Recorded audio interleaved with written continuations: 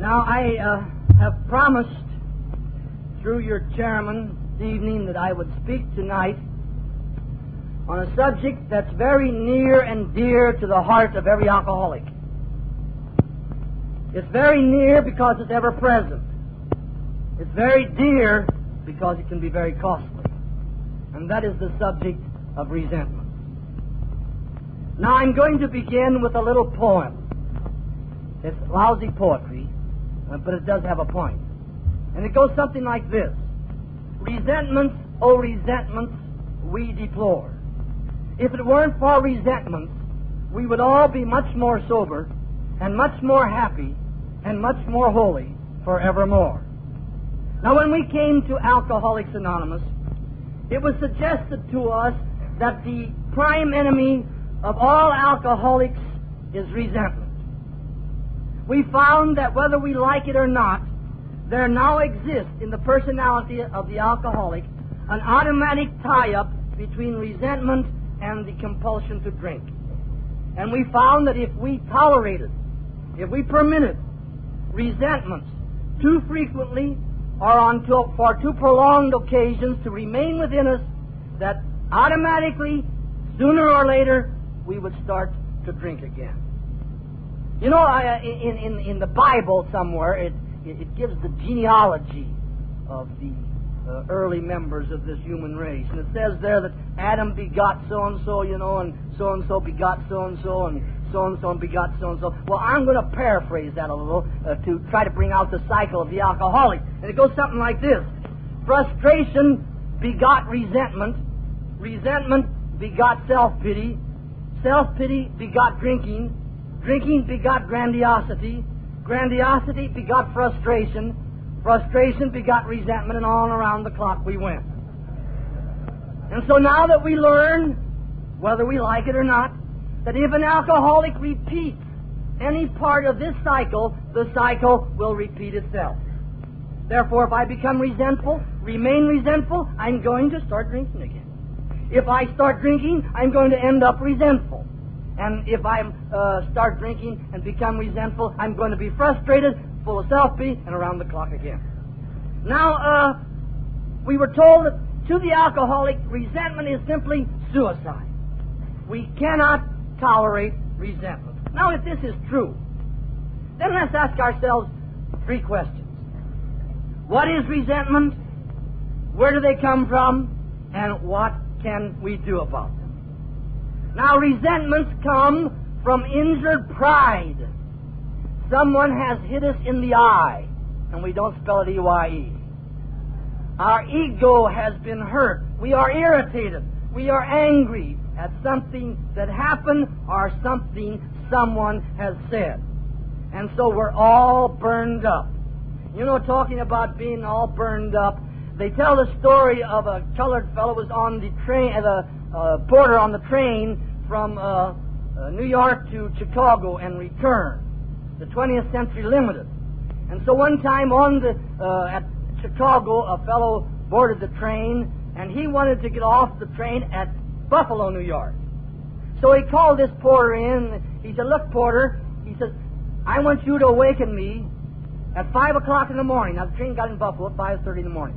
"I want you to awaken me and see that I get off the train in Buffalo." He said, "I've got the most important appointment of my life to keep there. Now, don't let anything interfere with it. Be sure to see that I get off the train at Buffalo."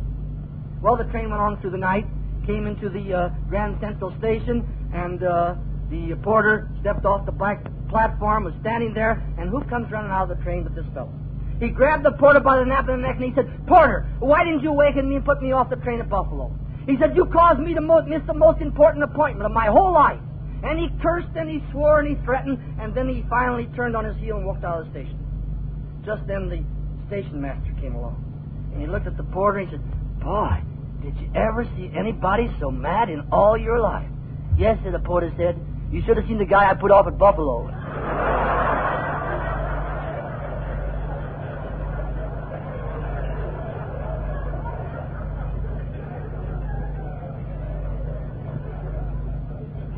So resentments begin with anger or irritation. But this irritation is not in itself a resentment yet. It is merely the soil in which the resentment will grow. Now let's take the word itself, resentment. And it comes from two little Latin words, resentire, which means to refeel, to nurse, to mull over, to dig around, to cultivate. So there you have the resentment. Something happens, somebody says something, then I refeel it. I think of, what'd he say? 5 hours later, that's so-and-so. 24 hours later, I'll get even. A full-blown resentment. It's like the physical hurt, our disease. If we dig around it, it becomes infected. And then it grows and spreads and kills. And resentment to the alcoholic, as we said before, is suicide.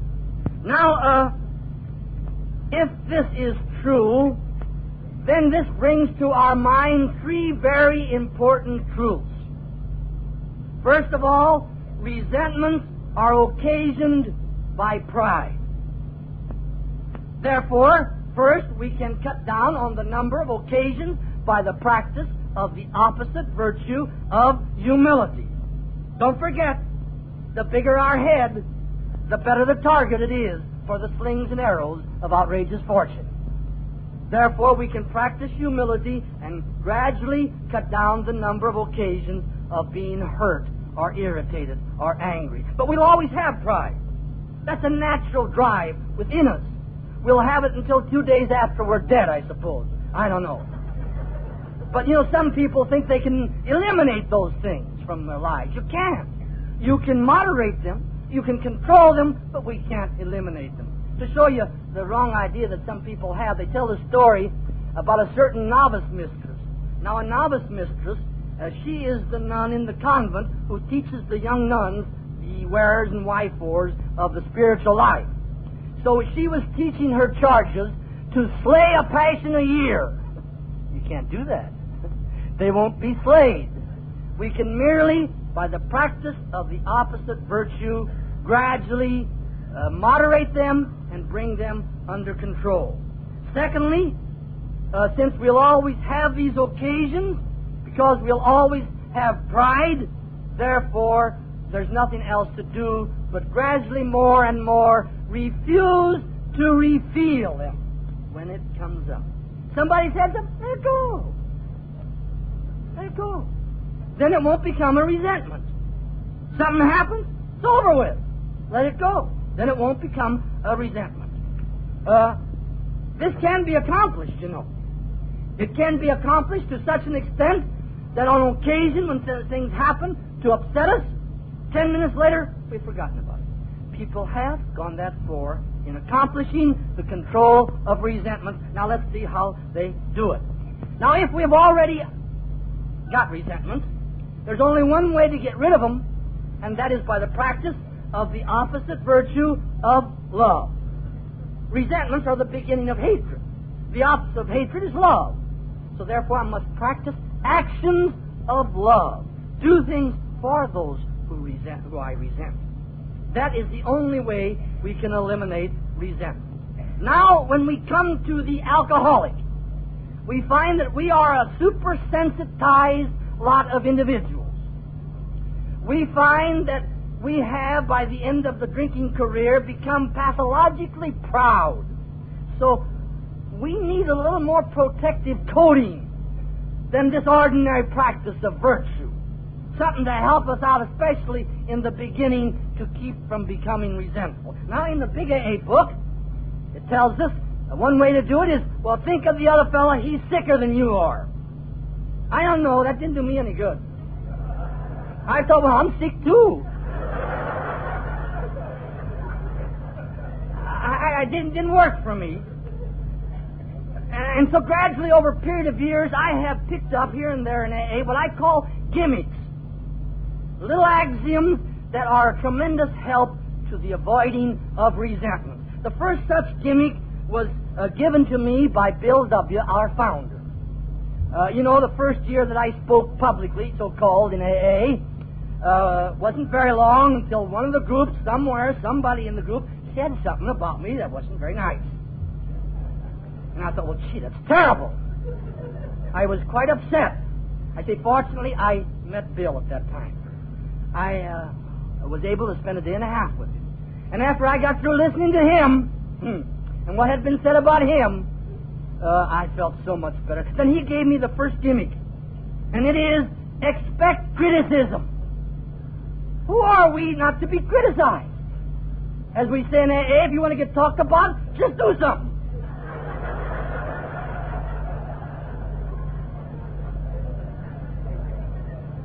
So gradually I came to a point where I could ignore it, and now I really look for it. You know, like the funny papers on Sunday morning.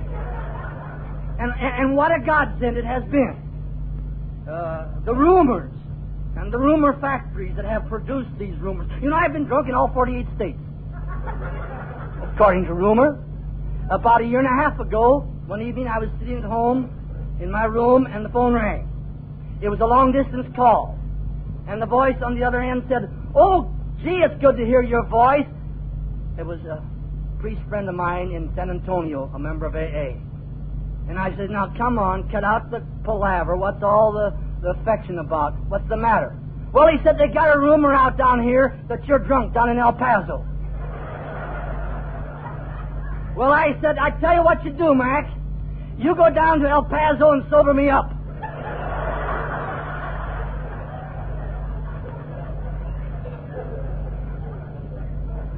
It's a little bit far for me to go. And then I have, of course, gotten slews of letters along the way, and I enjoy them, really I do. I really enjoy them. I'm going to just read a couple to you. Excerpts, you know.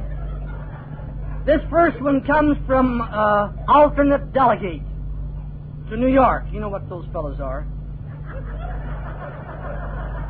And it says, it goes like this: "Dear Father, since I have had the immense privilege of being chosen by Almighty God for the role of alternate delegate, and feeling my responsibilities after such choosing, I have felt that I should call your attention to some things you are doing against our dear traditions." Then he goes on, and he ends up with, "I'll pray for you."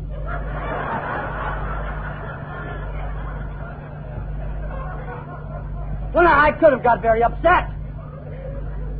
But I expected such a thing, so I sat down, I wrote a letter. I said, "Dear John," his name was John Doe. I said, "I would be very ungrateful if I didn't take time out to thank you for your wonderful prayers. I said, particularly for the prayers of someone so high as you are in your position. You who have gone so far along the program of AA, so fast. We who have stumbled along so slowly can only cherish such things as your prayers. And now it gives us the hope that someday, and not far off, the effectiveness of your prayers will enable us too to sit with you in the seat of judgment."